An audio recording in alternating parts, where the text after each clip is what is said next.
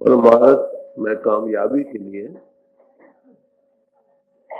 पहली जरूरी चीज तो नेक पाक जीवन का होना, सदाचारी जीवन का हो, नेक पाक जीवन का हो, एथिकल लाइफ का हो। जब तक जमीन न बनेगी मकान कैसे बनेगा? तो ब्रह्मचर्य की रक्षा ये पहला लवाजमा है जो परमार्थ में कामयाब होने के लिए निहायत जरूरी है। यीशु मसीह साहब ने ये कहा, blessed are the pure in heart for they shall see God. वो हृदय मुबारक है जो पवित्र है, क्योंकि केवल ऐसे ही लोग उस प्रभु को देख सकेंगे, दूसरे नहीं। जब तक हृदय साफ न हो तब तक उस मालिक की झलक कैसे आ सकती है? परमात्मा कहीं पहाड़ों, जंगलों, बियाबानों या आसमानों पर नहीं है, वो तुम्हारी आत्मा की आत्मा है, घट घट में है। सब महात्मा यही पुकार पुकार कर कहते हैं और कहते रहेंगे, घट घट में हर जू बसा संतन क्यों पुकार, घट घट में वो हरि बस रहा है। सब संत यही पुकार पुकार कर कहते रहे। अगर वो घट में है तो हमें नजर क्यों नहीं आता? क्योंकि हमारे हृदय की जमीन मैली है। जब तक हृदय साफ नहीं होगा काम नहीं बनेगा। इस हृदय की सफाई के लिए हमें कुछ करना होगा। तो मामूली से एक अवसर में आना हो, उसके लिए हम कितनी सफाई करते हैं। बाहर जो मंदिर हमने बनाए हैं अपने हाथों से, उनकी कितनी देखभाल झाड़ फूस करते, रोज साफ करते। सिर्फ एक ख्याली चीज बनाई गई कि परमात्मा की जगह। अरे भाई, जहां सचमुच परमात्मा प्रगट होकर बस रहा, उसकी कभी सफाई का ख्याल आया? तो जब तक मन का हो या दिल का हो, नफ्स का हो, ये साफ नहीं होगा और स्थिरता इसमें नहीं आएगी, उस मालिक की झलक इसमें जाहिर नहीं है अब भी। मगर हमारे हृदय की जमीन मैली है, इसलिए वो होते हुए भी हमारे अंदर उसकी झलक नहीं महसूस हो। जिनकी हृदय की जमीन साफ हो गई वो यही कहते हैं कि मालिक तुम्हारे घट में, तुम्हारे अंतर। वाले भाई, आंख को खोल और देख, दिल के आईने में है तस्वीर यार, जब जरा गर्दन झुकाई देख। है तो सब में। किसी के हृदय की जमीन साफ है, किसी की अभी मैली है। मैले हृदय को वो नजर नहीं आता। बात इसमें तो आज आपके सामने इसी मन की सफाई के लिए कैसे हो सकती है। उन महापुरुषों ने जो इस रास्ते में गए, उनको इसका क्या कुछ तजुर्बा हुआ और उसका क्या इलाज बतलाया है, और उनको अपनी जिंदगी में इसका क्या तजुर्बा हुआ है, उसका जिक्र है सब महात्माओं ने किया। आज आपके सामने श्री गुरु अमरदास जी साहब की वाणी का एक शब्द रखा जाएगा। आपको पता हो, इतिहास ये बतलाता है कि 70 साल की आयु तक वो इसी तलाश में रहे। पैरों नंगे हर साल हरिद्वार यात्रा को जाया करते थे, पैरों नंगे। कितनी भावना, जो हर साल जाते रहे। बताओ किस लिए? कुछ सैर तफरी के लिए थोड़ा था, किसी ऐसी चीज की तलाश थी जो अंतर में उनके अंतर कुरेद उठ रही थी, जिसकी मगर चीज नहीं मिली। वो कौन सी चीज है जिसके पाने से सब कुछ पाया हुआ हो जाता? वो अभी नहीं मिली। जब गुरु अंगद साहब के चरणों में आए हैं, उनको इस बात की सूझत हुई, प्राप्ति हुई, उसको पाकर संतुष्ट हुए, हकीकत को पाया, फिर खोल खोल कर समझा दुनिया के हर आयत के लिए। तो श्री गुरु अमरदास जी साहब का शब्द है जो आपके सामने अब आ रहा है। गौर से सुनिए, हमारे ही दर्द की दवा। ये एक ऐसी बीमारी है मन की जो सबको लगी पड़ी। उपनिषद ये कहते हैं शरीर रूपी रथ में आत्मा सवार है, शरीर रूपी रथ में आत्मा सवार है, बुद्धि उसकी रथबान है, मन लगाम है और इंद्रिया रूपी घोड़े उसको भोगो रूपी खेतों में खेचे फिरते। हमारा आत्मा मन के अधीन इंद्रियों के घाट पर बाहर लंपट हो रहा बात। अब मन को क्या बीमारी है? इंद्रियों की और आत्मा मन दोनों इस वक्त एक हो रहे हैं, जीव बन रहा है। ये इसके बाहर वक्त ये बाहर फैल रहा। जब तक ये बाहर फैलाव में है, इसके अंदर जो हकीकत है इसको नजर कैसे आ सकती है? तो श्री गुरु अमरदास जी साहब फरमाते हैं मनुआ दैदावदा कैसे हर गुण गावा है। ये मन तो 10 द्वारों में भाग रहा। ऐसा इंसान जिसके मन की ये हालत है वो हरि के गुण कैसे गा सकता?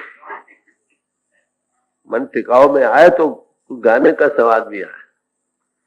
गुरु नानक साहब ने फरमाया जहां का दिल साबित नहीं तां को कहा खुदा। जिसका दिल ही साबित नहीं उसको खुदा की बात क्या कहे। दुनिया में भी देखो वो बहुत इंसान जब डावाडोल होता है कहता भाई मेरा दिल ठिकाने नहीं, मुझे क्या क्या, मुझे कुछ समझ नहीं आ रही कि तुम क्या कहते। तो दिल का साबित करना कहो, मन का खड़ा करना कहो, नफ्स का काबू करना कहो, सब एक बात। कुरान शरीफ में ये आया अरबहु नफ्सहु अरबहु रबहु। जिसने नफ्स को पहचान लिया बस पहचान लिया उसने अपने रब को। नफ्स का दिल की हालत की कैफियत का जान कर उस पर काबू पाना जो है ना, ये मालिक के पाने का जीना। यही एक और मुसलमान फकीर ने कहा घर तो दारी दर दिले खुद अज़्म रफ्तन सुए दोस्त। अगर तू अपने दिल के अंदर उस मालिक के मिलने का जबरदस्त पक्का मुसम्मम इरादा रखता तो क्या कर। यब कदम भर नफ्स से खुद ने दीगरे दर कुए दोस्त। एक कदम तो अपने नफ्स पर रख और दूसरा कदम जो तुम लोगे वो उस प्रीतम की गली में पहुंच जाए। यही गुरु नानक साहब ने कहा मन जीते जग जीत। जिसने मन को जीत लिया उसने सारे जगत को जीत लिया। तो मन का काबू करना ये पहला कदम है, परमार्थी में नहीं बल्कि हर एक काम में कामयाबी के लिए। अब सवाल ये आता है कि मन को क्या बीमारी है। तो गुरु अमरदास साहब फरमाते हैं मनुआ दैदावदा। ये तो 10 द्वारों में दौड़ रहा। जो मन भाग रहा है दौड़ रहा है उसके साथ सोच और मन उसके सोच उसके ताबे है। तो ऐसे मन के साथ तुम्हारी के गुण कैसे गा सकते हो? जबान से तो तुम एक चीज पढ़ रहे हो, मन कहीं और तरफ भाग रहा। ऊपर से तो हम सजदे करते हैं, नमाजें पढ़ते हैं, पूजाएं करते हैं, मन कहीं और अड़ रहा, दिल में बुतों की याद। हैरान है कि ऐसे लोग उस प्रभु की नमाज या पूजा क्या करते हैं जिनके दिल में दुनिया बस रही है, बाल बच्चे बस रहे हैं, स्त्री दोस्त रुपया पैसा जायदादें बस रही। बैठे जाहिरदारी तो मालिक की याद में है। बताओ ऐसी पूजा और पाठ क्या करेगी? दिल का ठिकाने होना, यकसू होना, एक जगह एकत्र होना, सब तरफ से हट हटाकर जिस जो मजमून वाहिद सामने है उसमें मैं हो जाना, ये पहला कदम। यही कबीर साहब ने कहा। फरमाते हैं मन समुद्र लख ना पड़े उठे लहर अपार। ये मन रूपी समुद्र है, इसमें अपार लहरें उठ रही, कभी काम की, कभी क्रोध की, कभी लोभ, कभी मोह, कभी अहंकार, अनेकों लहरें उठ हर वक्त उठ रही। जब तक मन स्थिर न हो काम नहीं बनता। दिल दरिया समरथ बिना कौन लगावे पार। जैसे दिल को अबूर किया कोई समर्थ पुरुष, अगर उसकी सोबत मिल जाए तब मुमकिन है कि ये भी पार हो जाए, मन को खड़ा कर सके, नहीं तो कैसे कर सकता। जिसने काम करके देखा है, मन के हाथों माफ करना, हमारे इतिहास भरे पड़े हैं, बड़े बड़े ऋषि मुनि महात्मा रोते चले गए। मिसालें देने की जरूरत नहीं, हमको अपनी तरफ नजर मारनी चाहिए, हमारी क्या गति है। हम सुबह से शाम तक रो रहे हैं। आलमों से जाकर पूछो, बड़े बड़े लेक्चरारों से जाकर पूछो, कथाई ज्ञानियों से जाकर पूछो, अरे भाई तुम्हारी क्या हालत है, वो रो रहे हैं। मन क्या, ये अलग बात रही कि जाहिर मुंह से वो माने या ना माने, तो सब होते खास। तो मन को ये लहरें जो आती हैं किस तरफ से आती, इंद्रियों के घाट से आती। जब तक इंद्रिय दमन ना हो, इंद्रिय दमन हो, मन खड़ा हो और बुद्धि स्थिर हो, तब आत्मा का साक्षात्कार होता है। ये उपनिषद कह रहा, सब बात एक ही कह रहे। तो मन का खड़ा होना ये सबसे पहला कदम। पहले मन प्रबोध अपना पाछा अवर रिझाओ। पहले अपने मन को काबू करो भाई, फिर दूसरों को कहो भाई ऐसा करो वैसा करो। जिसका अपने ही मन काबू नहीं, दूसरों को क्या उपदेश देता है वो। रिफॉर्मर्स वांटेड रिफॉर्मर्स, रिफॉर्मरों की बड़ी भारी जरूरत है भाई। कैसे रिफॉर्मरों की? Not of others but of themselves. ऐसे रिफॉर्मर जो दूसरों को उपदेश नहीं दे बल्कि अपने आप को उपदेश देने वाले हो। तो कहते तनख्वाह क्या मिलेगी? गॉड हेड, डिविनिटी, रूहानियत, अंतर में जाग उठेगा उस प्रभु में, ये उसको तनख्वाह मिलेगी।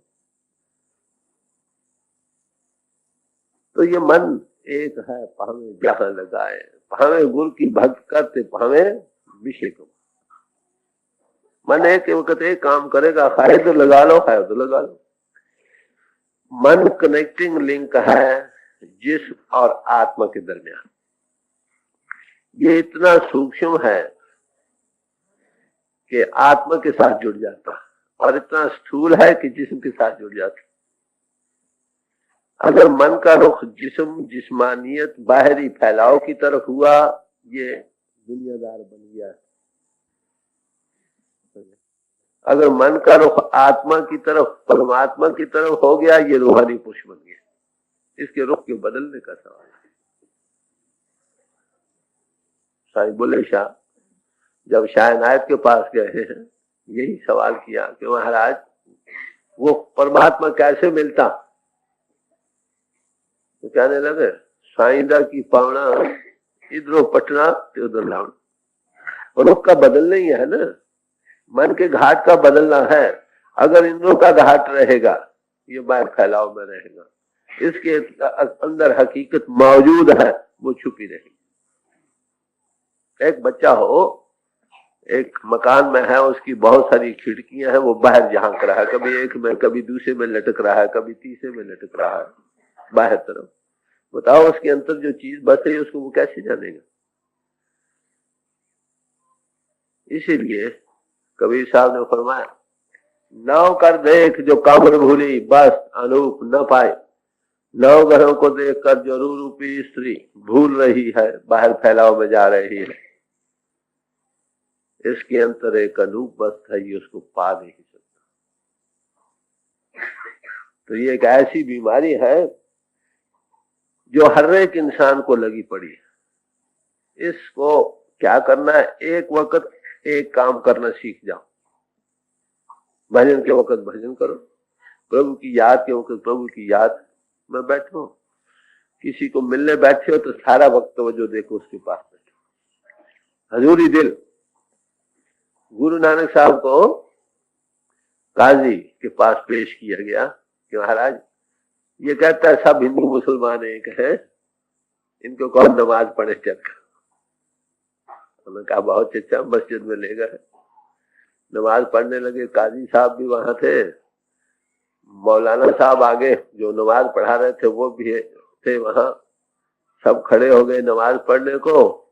गुरु नानक साहब भी खड़े हो गए, मैं नमाज नहीं पढ़ी। वो जो साथ के जाने वाले थे उनकी नजर नमाज में कहाँ थी, ये थी कि ये पढ़ते हैं कि नहीं, बात तो यही थी। जब नमाज पढ़ी गई तो लोगों ने कहा काजी साहब देखो इन्होंने नमाज नहीं पढ़ी। ये कहते हिंदू मुसलमान है, कहते नमाज क्यों नहीं पढ़ी। पूछने लगे भाई मैं किसके साथ पढ़ता। चले मौलाना साहब आगे नमाज पढ़ा रहे थे, उनके साथ पढ़ना था। कहले वो तो घर में घोड़ी उसका बच्चा था, बछेरी थी, इस फिक्र में थे कहीं कुएं में न गिर जाए।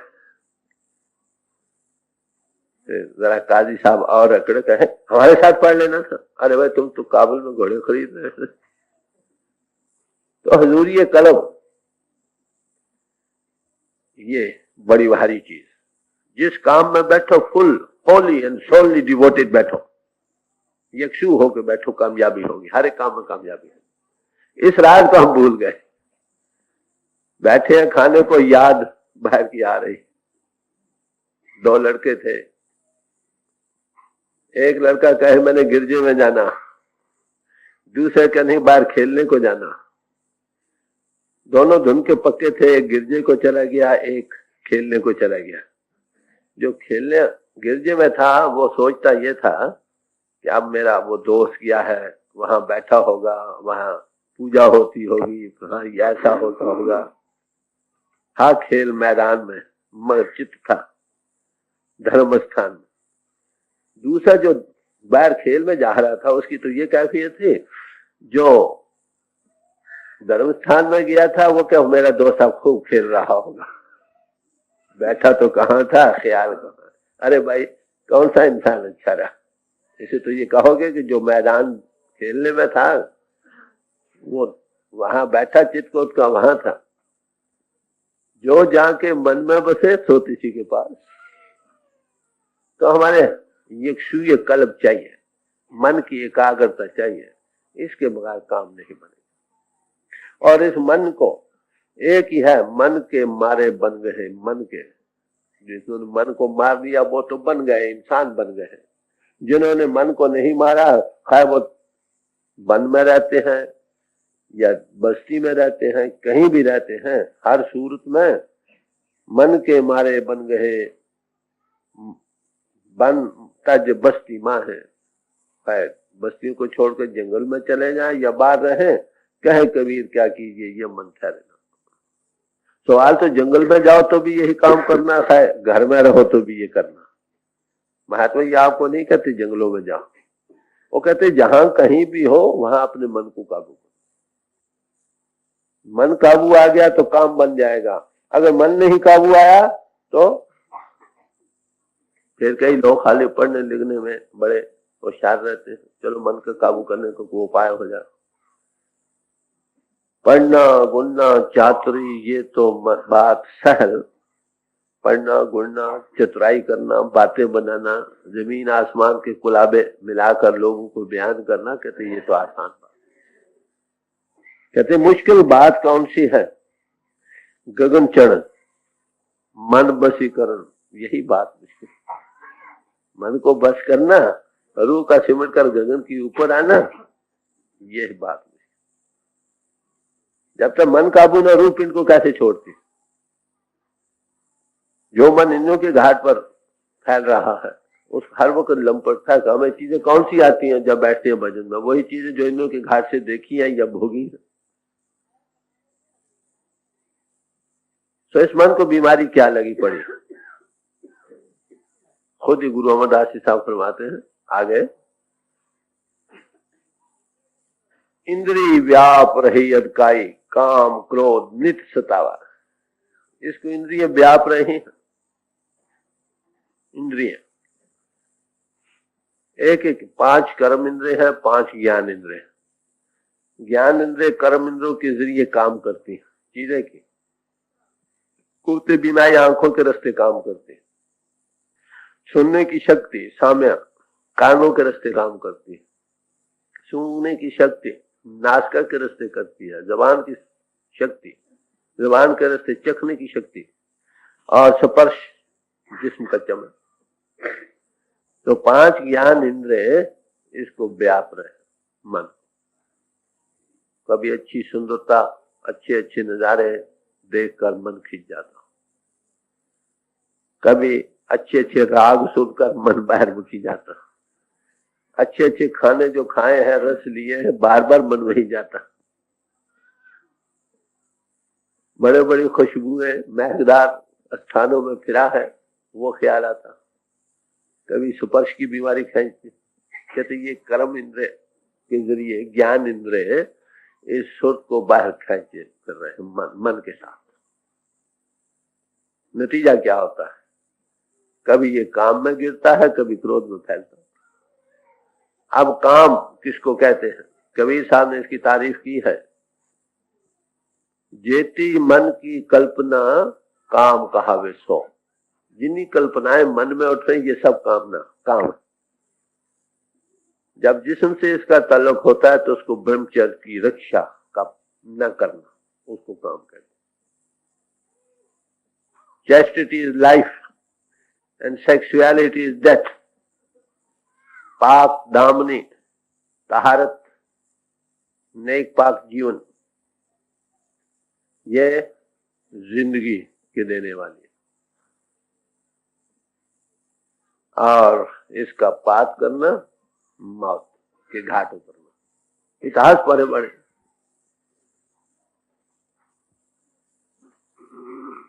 पृथ्वीराज मोहम्मद गौरी ने जब हिंदुस्तान पर हमला किया है, पहली बार पृथ्वीराज फतह पाकर आए, दोबारा जब मोहम्मद गौरी आया है तो पृथ्वीराज हार गया।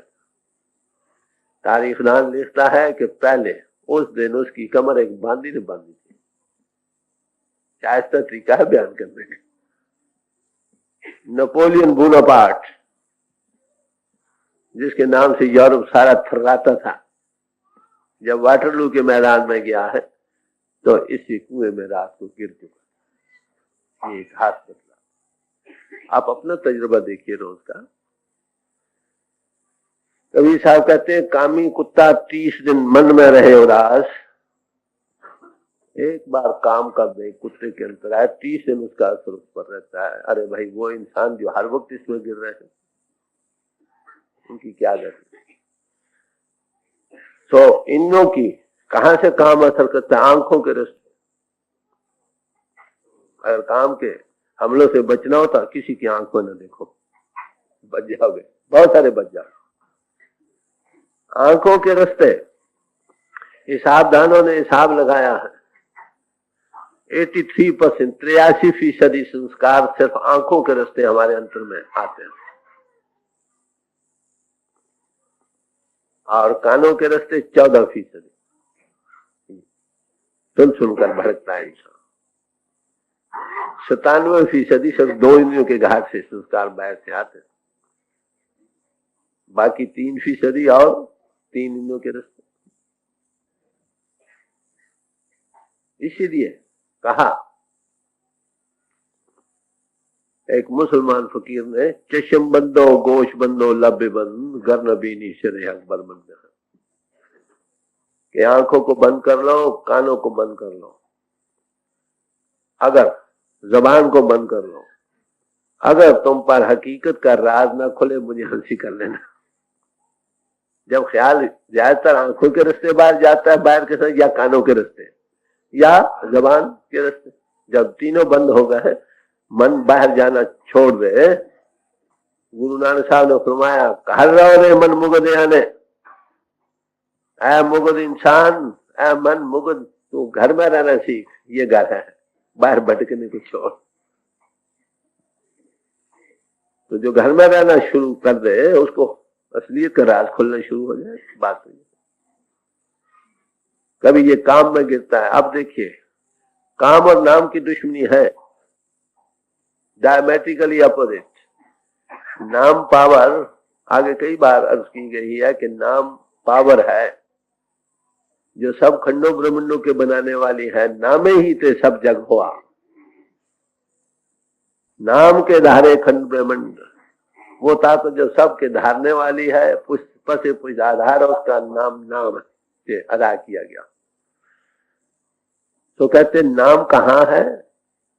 अदृष्ट गोचर नाम अपारा, इंद्रियों के घाट से ऊपर आकर मालूम होता।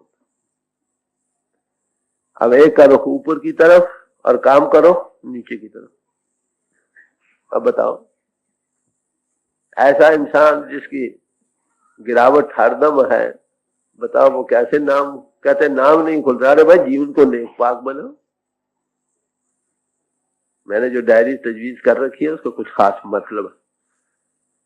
जितना जीवन नेक पाक होता चलेगा उतनी अंतर की रसाई होती चली जाएगी। समझे? एक लैंप हो, उसमें वो जग रहा, अगर नीचे सुराख करके उसका तेल निकल जाए तो लैंप जगेगा? फिर नहीं। तो जीवन की पृथ्वी बड़ी भारी होगी। मन इंद्रियों के घाट पर बाहर फैल रहा है, बार बार यह काम में गिरता है या क्रोध में फैलता है। क्रोध किसको कहते हैं? क्रोध और काम एक ही चीज है, माफ करना, सिर्फ एक सूरत का बदल जाना। बल्कि सारे जितने काम, क्रोध, लोभ, मोह, अहंकार है, एक ही चीज के उल्टने का नाम है और कुछ नहीं। एक नाला जा रहा है पानी का बड़े जोर से, उसमें खामोश जा रहा, एक बड़ा पत्थर रख दो बीच में, वो टकराएगा उससे, दो चीजें पैदा हो जाएंगी, एक झाग, एक आवाज। तो इस झाग और आवाज के पैदा होने का कारण वो रुकावट। जब हमारी किसी कामना में कोई रुकावट जाहिरदारी या दरपर्दा होती मालूम होती है, वो गुस्से में तब्दील हो जाती है, क्रोध बन जाती है। क्रोध और क्या? जाहिरदारी या दरपर्दा। आपको ख्याल हो जाए कि इसने ये किया, ये रुकावट है, गुस्सा देंगे। तो गुस्सा क्या हुआ? हमारी कामना में रुकावट जो था, उसे दो चीजें सूरतें इख्तियार करती हैं। एक, ऊंचा ऊंचा बोलता था, गुस्से वाला आदमी चुपचाप आहिस्ता नहीं बोल सकता, ये याद रखो। और जब बोलते बोलते इतना उस मुंह में झाग आने लग जाती है, ये निशानी। अब इसमें रूह फैलती है, निंदा, चुगली, धड़ेबंदी, दूसरों का सौर का एकदम बुरा भला कहना, ये इसकी सेना बेख्तर रूह फैल गई। काम में गिरी, क्रोध में फैल गई। जब रुकावट होती है, आपको पता क्या होता? मैंने जरूर लेना, इसको कहते हैं लोभ। लोभ वही चीज है, जब वो चीज मिलती है तो गले लगता है, हाँ, मेरे से जुदा ना हो, उसको ममता कहते हैं, मोह कहते हैं। तो जब लेकर बैठता खूब मस्त होता है, इसका नाम अहंकार है। और क्या? असर्ट करता है मैंने चीज को बात। अरे भाई, ये पांचों चीजें कहां से शुरू हुई? कामना से। इसीलिए महात्मा बुद्ध ने क्या कहा? बी डिजायरलेस, कामना विहीन हो जाओ, कामना विहीन, कामनाओं से रहित हो जाओ, हकीकत की तरफ चले जाओ। एक एक बात में बड़ी राज की बात है, हम पढ़ छोड़ते हैं, कभी विचारा नहीं बात क्या।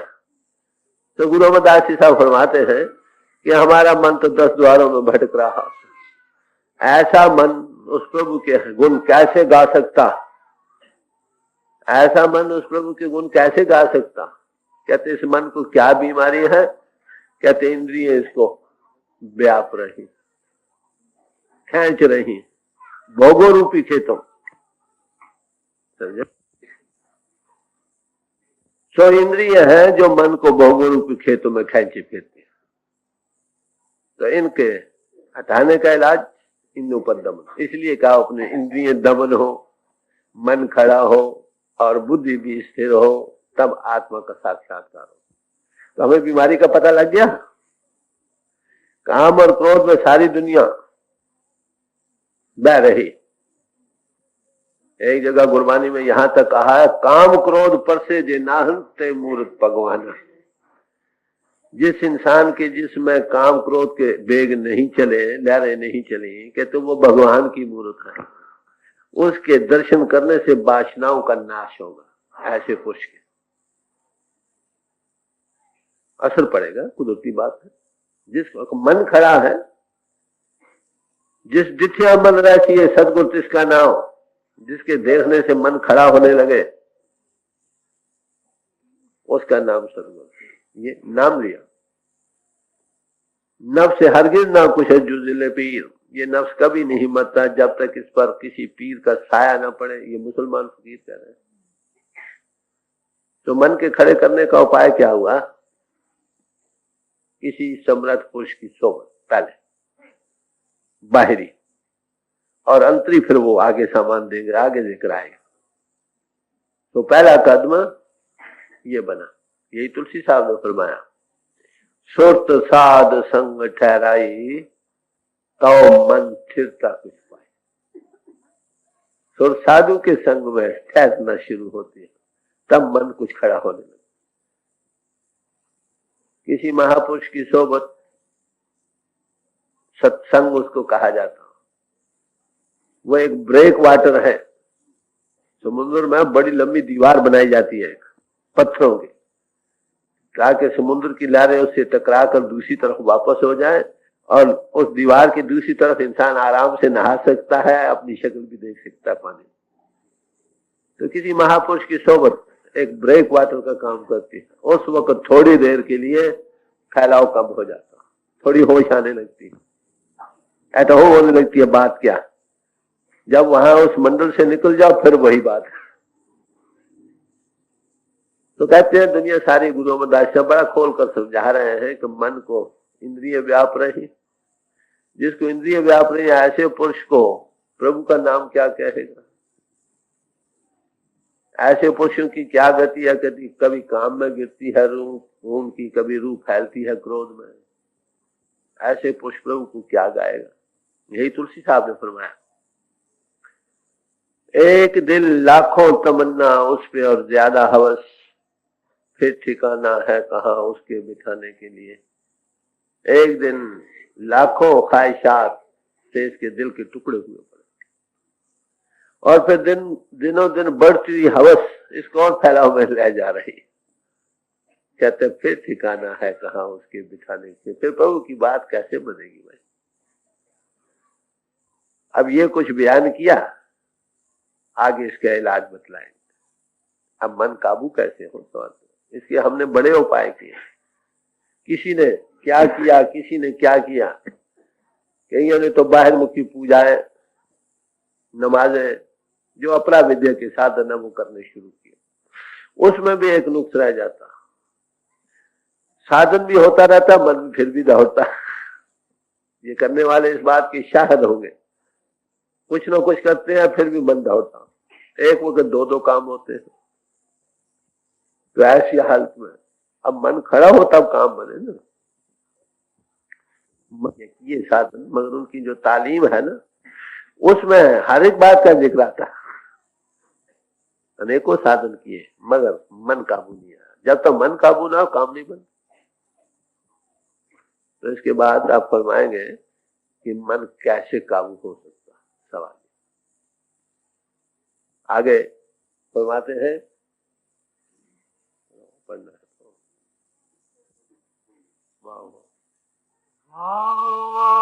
सहजे गुण रवि जय, बाहु बाहु सहजे गुण रवि जय। कहते हैं इसका इलाज है, एक गुण है जो रव रहा, बड़ा आश्चर्य गुण। एक परम तत्व है जो सब में रव रहा, वो इसका इलाज है। अगर उसके साथ हमारा ताल्लुक आ जाए तो मन खड़ा हो जाए, मन इंद्रियों के रसों भोगों को छोड़ देगा। उस परम तत्व, वो गुण जो जरे जरे में रम रहा है, उसके साथ लगने हैं सहज ही में। अगर लग जाओगे तो मन खड़ा हो जाएगा। अब इतना कुछ बयान किया, अब इसको और खोल कर आगे बयान करेंगे कि ये परम तत्व या गुण क्या चीज है। देख, राम नाम इस जग में दुर्लभ है, गुरमत हरि रस पीजे। कहते हैं वो राम रमति तेरा मां, जो रम रहा है। कैसा नाम? जो रम रहा है। राम नाम क्वालिफाई करता है नाम को। कहते हैं वो इस जगत में दुर्लभ है। वो परम तत्व या वो गुण जो रम रहा है, अगर उसके साथ हम रम जाएं तो मन खड़ा होगा। कहते वो गुण रवा क्या नाम है? कहते वो रमा हुआ नाम है। उसका पाना इस जगत में दुर्लभ चीज है। राम नाम इस जग में दुर्लभ है, गुण मत हर रस पी जा। कि वो उसका रस हम कैसे पी सकते हैं? कहते गुरुमत द्वारा। गुरु की मत, गुरुमत गुरु की मत। तो गुरु मत अगर मिल जाए, उसका रस आने लग जाए, जो रम रहा नाम है, उसको पाकर मन खड़ा हो जाए। पहले गुरु, फिर उसकी मत, पहले अनुभवी पुरुष जैसे इस मन को काबू किया, उसकी सोबत, फिर वो अंतर में उस रमे नाम के साथ जोड़ दे। यही इलाज इस मन के काबू करने का। वो प्रणव की धुनी जो घट घट में हो रही है, जिसको श्रुति वेदों ने कहा है, उपनिषदों ने उसको उद्गीत करके बयान किया, उदर करा। ऋग्वेद में उसको वाक्सिद्धि करके बयान किया है। मुसलमान फकीरों ने उसे कलमा करके कहा। कलमे से 14 तबक बने, इधर नाद से 14 भवन बने, बात वही।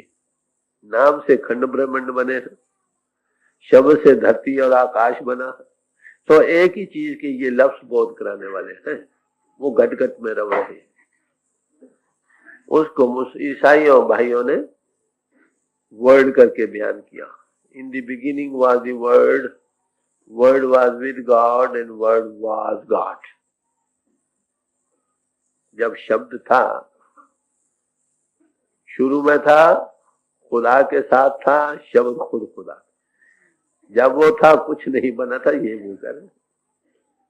तो सब महात्मा ये बयान करते हैं कि हर एक इंसान के अंदर एक पावर, डिवाइन लिंग घट घट में मौजूद है। उसमें उसके पाने से ये मन खड़ा हो जाता।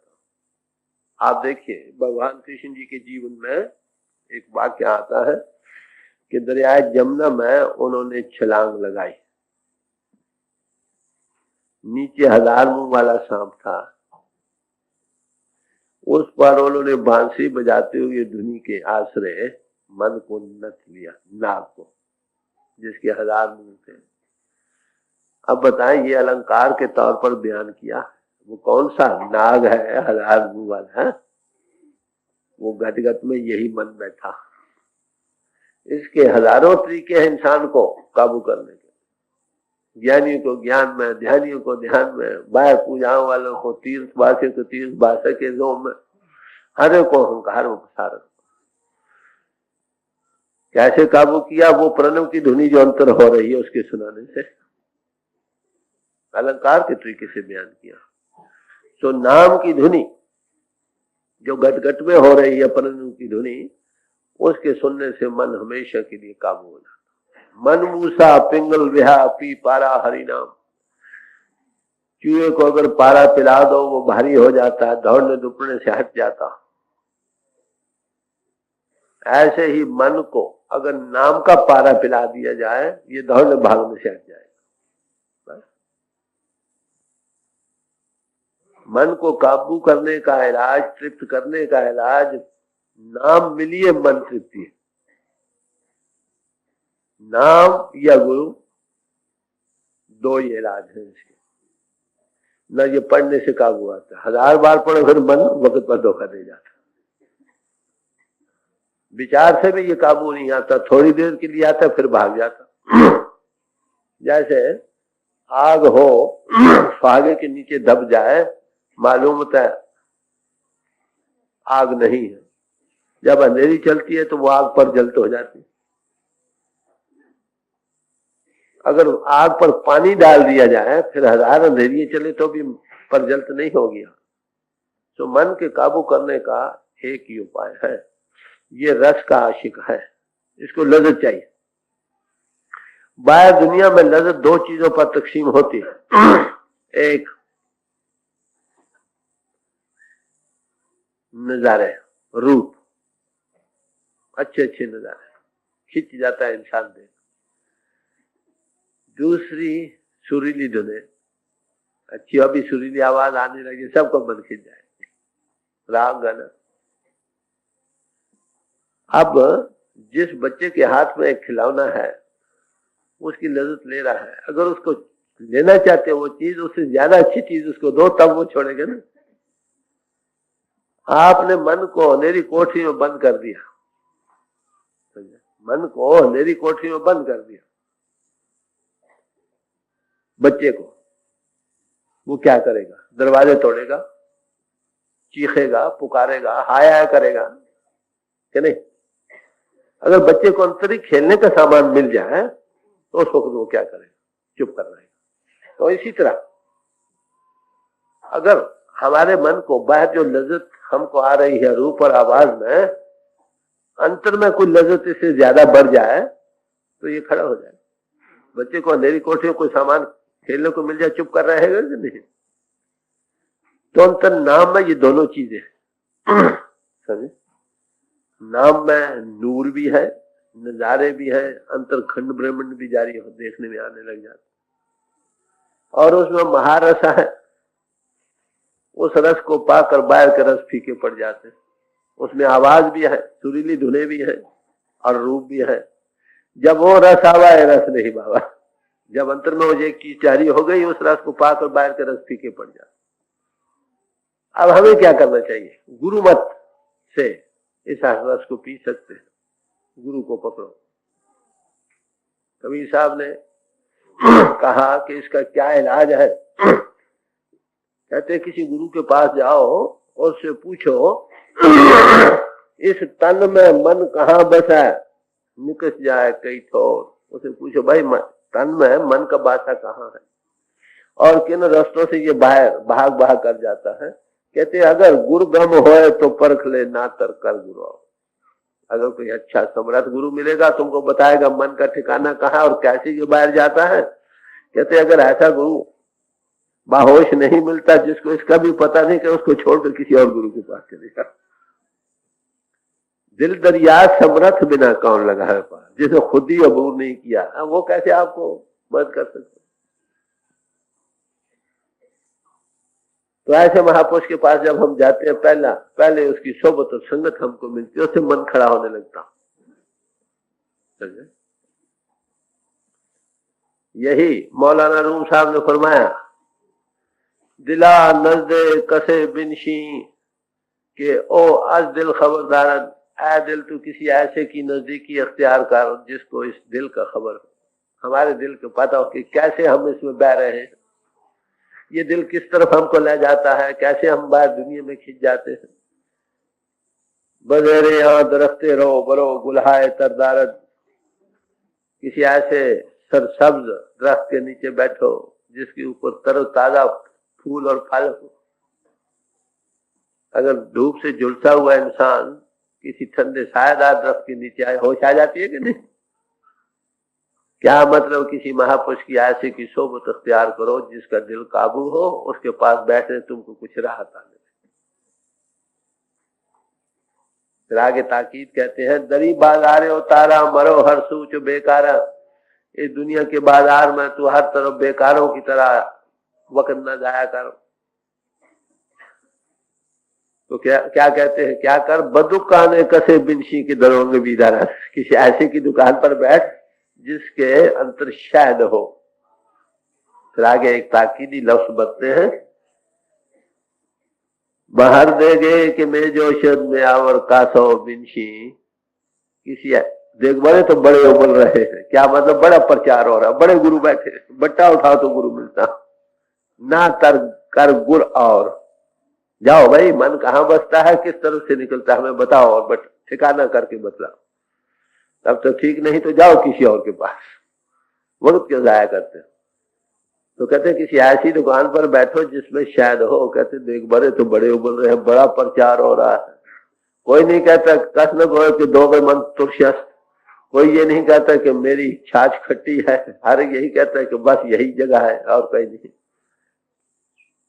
हर देगे कि मैं दोषित धरो चीजें दिगदार, कहते हो सकता है देख बड़े दूध के ना उबले हुआ तेजाबी उबल रहा हो, जाओ सत्संग करो, देखो क्या है क्या नहीं, जब होश आने 2 रोटी खाते हो आह तुम भाई, फर्क हो देखो, जायदारी कमर के भीतर तो महसूस होने लगता है भाई, थोड़ा मन को टिकाव मिला, थोड़ी शांति मिली, कुछ क्लैरिफिकेशन मिली किसी मजमून की, अगर ऐसा हो फिर थोड़ा यकीन बनने लगता है ना।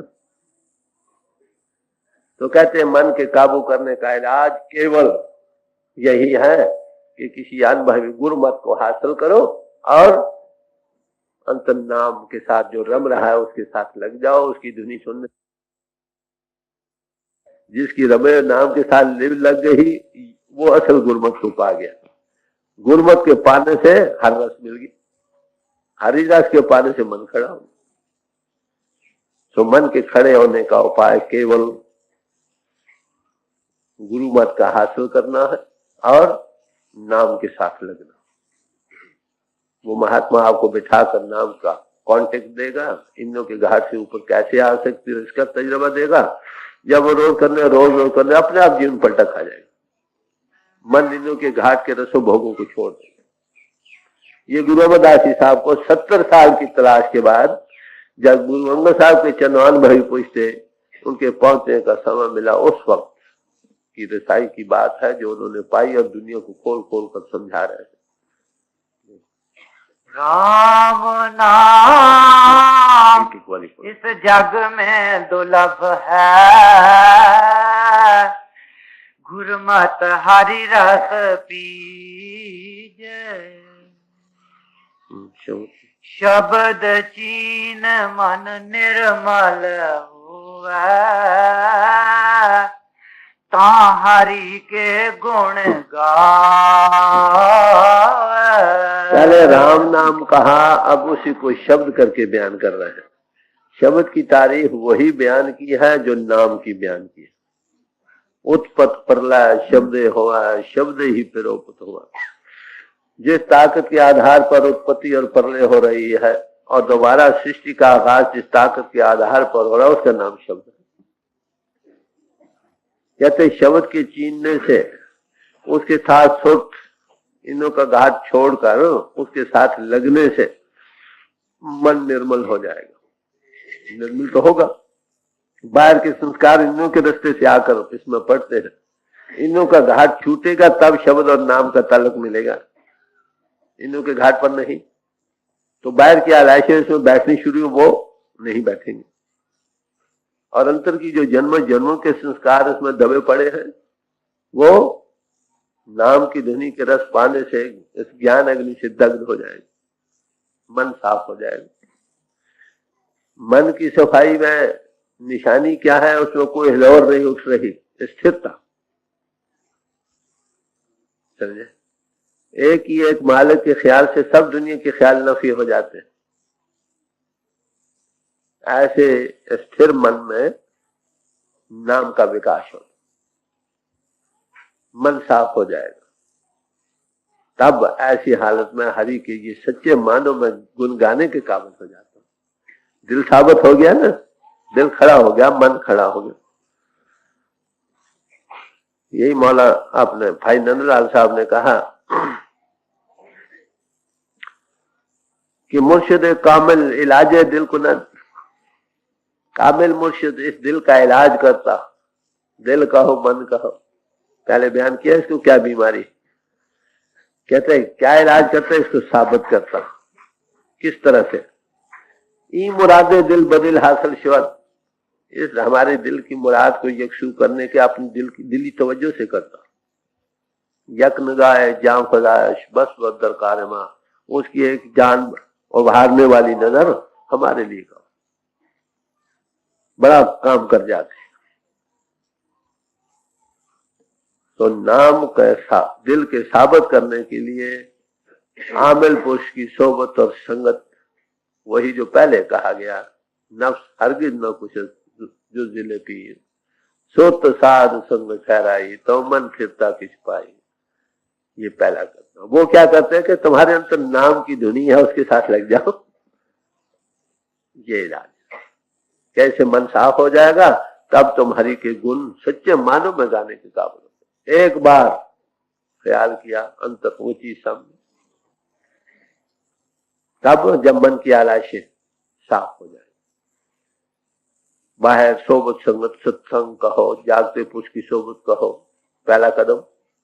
दूसरा तो नाम का सत्संग, फर्स्ट क्लास सत्संग कहो। इन दोनों के करने से मन खड़ा होने लगेगा, मन साफ होगा, हरि के गुण गाने के माने निकलेंगे, उसका फल होगा। मन कहीं और तन कहीं, ऐसी हालत में सोबत नहीं भाई। कबीर साहब ने कहा, मन दिया कहीं और ही तन साधु के संग, कहे कबीर कोरी गजी कैसे लागे रंग। मन तो कहीं और दिया है, तन साधु के संग में बैठा है, बताओ ऐसे मन पर रंग कैसे चढ़ेगा। कोरी गजी पर कभी रंग चढ़ता। यक्षुई दिल से बैठो, सत्संग करो बनाए।